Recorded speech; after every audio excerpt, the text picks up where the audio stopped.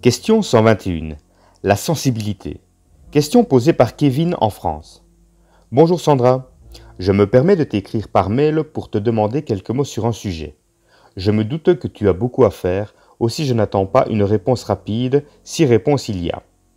J'espère que cette lecture ne sera pas trop fastidieuse. J'aimerais beaucoup avoir quelques mots de ta part sur la sensibilité, parce que j'en ressens de ta part vis-à-vis les gens comme je n'en trouve pas chez d'autres personnes.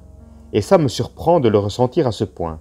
Cela rejoint un peu la question que je t'avais posée lors de l'échange sur Skype, dans un sens plus large. Je pose mes questions en vrac parce que sinon je vais écrire des pages entières.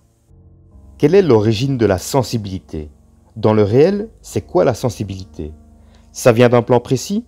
Il m'est venu que plus on intègre qui on est, plus on se connaît réellement, plus on devient sensible.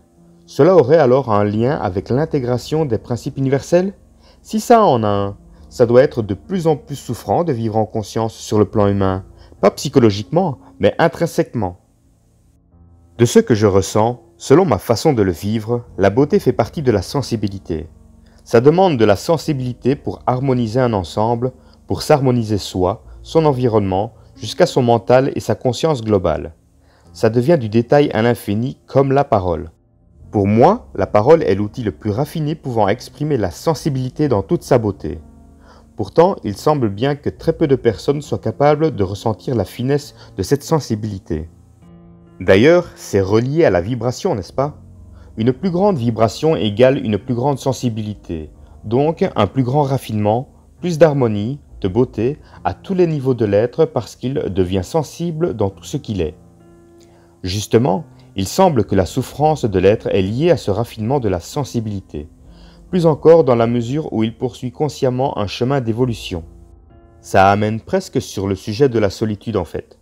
Il y a un rapport, c'est ça? Je pose la question alors que je vis une solitude dans ma propre sensibilité, encore plus aujourd'hui.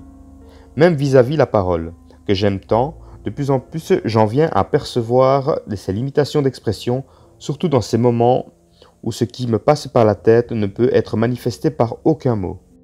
L'esprit universel, la source, quelles sont leurs affinités avec la sensibilité que l'on vit sur le plan humain?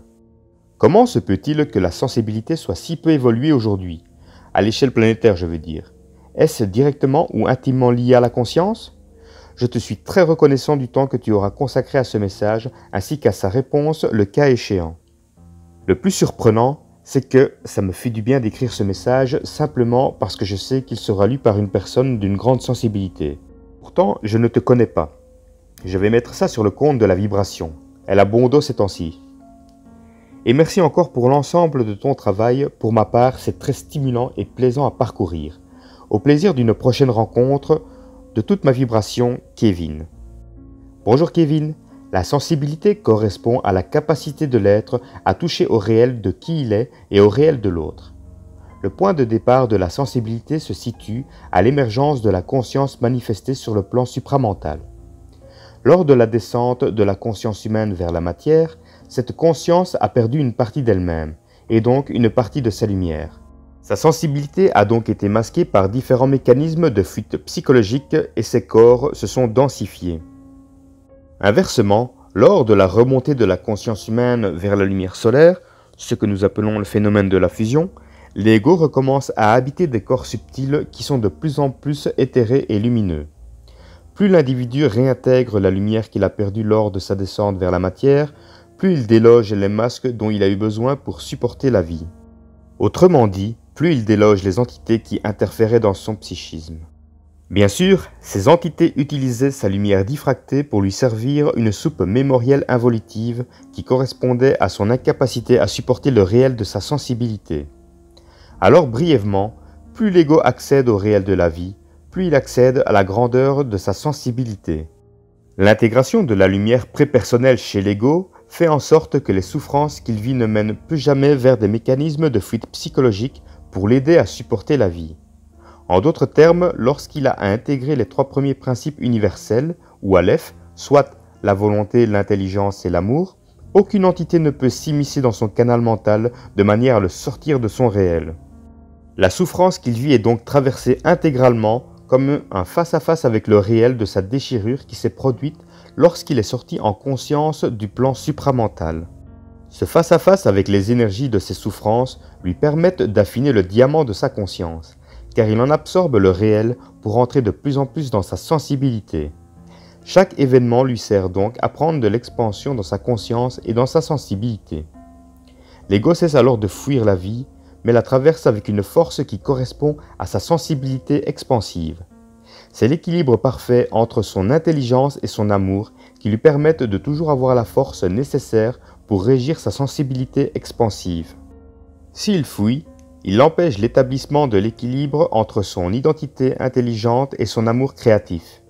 Il diffracte donc sa lumière et ouvre la porte aux entités qui prendront le relais dans sa vie. La beauté dans l'ego grandit lorsque l'équilibre entre l'intelligence et l'amour se raffine jusqu'à ce que l'ego devienne totalement centrique.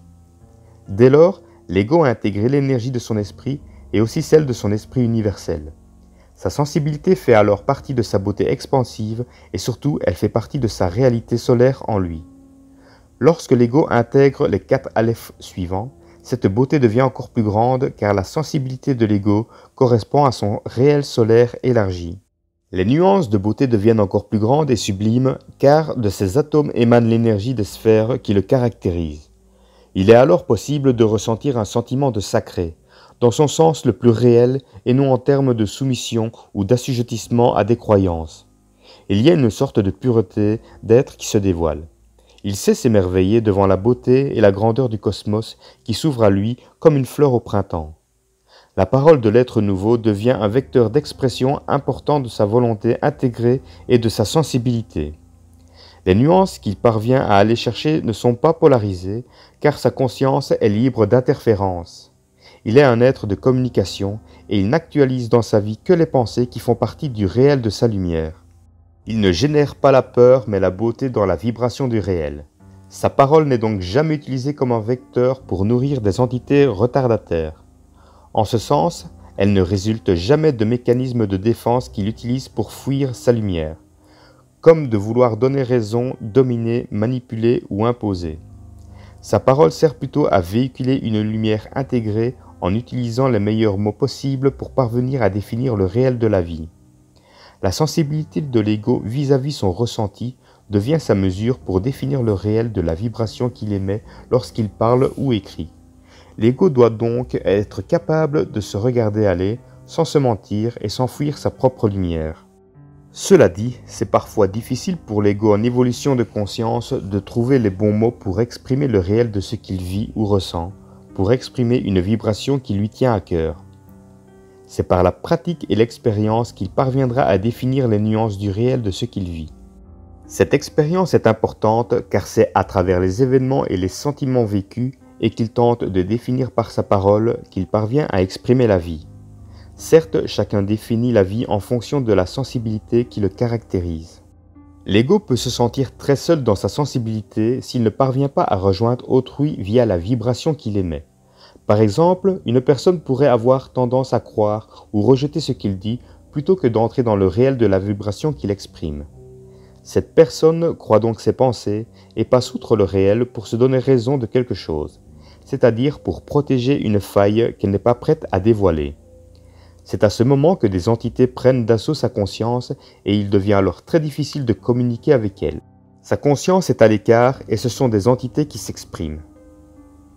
Ce scénario durera tant et aussi longtemps que cette personne ne parviendra pas à entrer dans le réel de sa sensibilité, dans le réel de sa lumière et de ses souffrances, sans se mentir, sans fuir.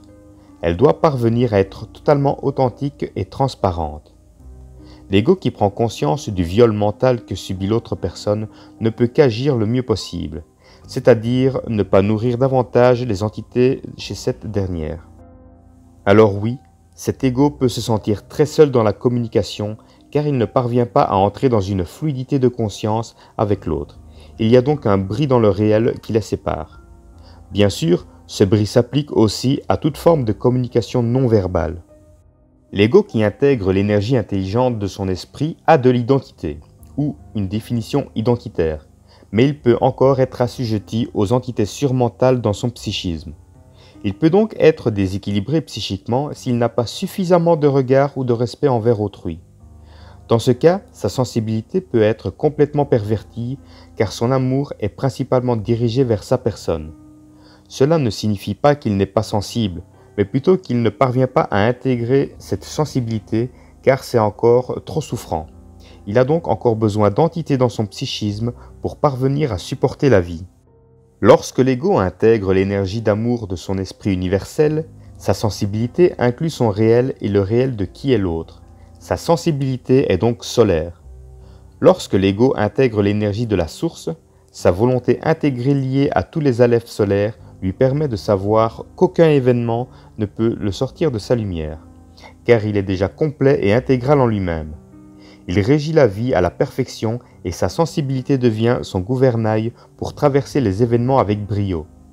Les événements deviennent dès lors ses leviers pour voyager dans le cosmos. Aujourd'hui, l'ego planétaire est en phase de transition. Chaque ego avance un pas à la fois, à son rythme, en fonction de sa capacité plus ou moins grande à supporter le réel de sa lumière. Il doit d'ailleurs être su qu'il y a de plus en plus de lumière supramentale qui descend sur la Terre, ce qui fait en sorte que certains égos diffractent beaucoup cette lumière et d'autres parviennent à l'intégrer. Dans ce contexte, certains égos sont utilisés pour en polariser d'autres pour que finalement chacun parvienne à se définir en son temps. Au plaisir! Texte de Sandra Vimon. Cet article provient du site www.supramental.biz, voix narrative d'Orion Roméo.